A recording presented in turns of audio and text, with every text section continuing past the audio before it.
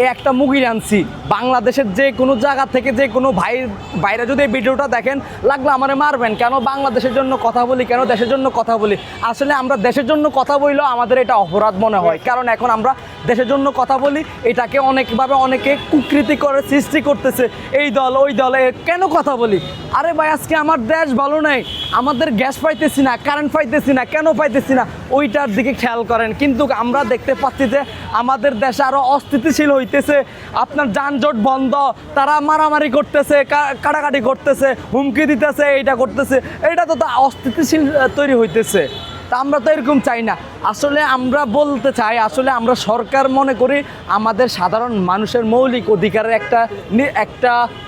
জনক যেই জনকরা আমাদের দেশকে ভালোবাসবে আমাদের দেশকে ভালো রূপে একটা রূপান্তরিত করবে কিন্তু তারাই যদি আবার নতুন করে তাদের মতন করে তাহলে তো লাভ হয় না এখন আমরা বলতে চাই আসলে আমরা কিন্তু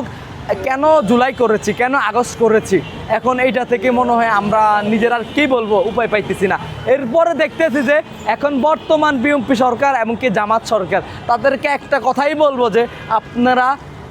সাধারণ মানুষের দিকে একটু দেখেন সাধারণ মানুষের আকাঙ্ক্ষা পূরণ করেন বিদ্যুৎ বিল কেন বেশি এরপরে নিত্য পণ্যের দাম কেন বেশি এরপরে কেন আমরা সাধারণ মানুষ কেন এই দেশে বেঁচে থাকতে পারবো না ওই দিকে একটু নজর দেন কেন আমাদের এখনও দেখতেছি যে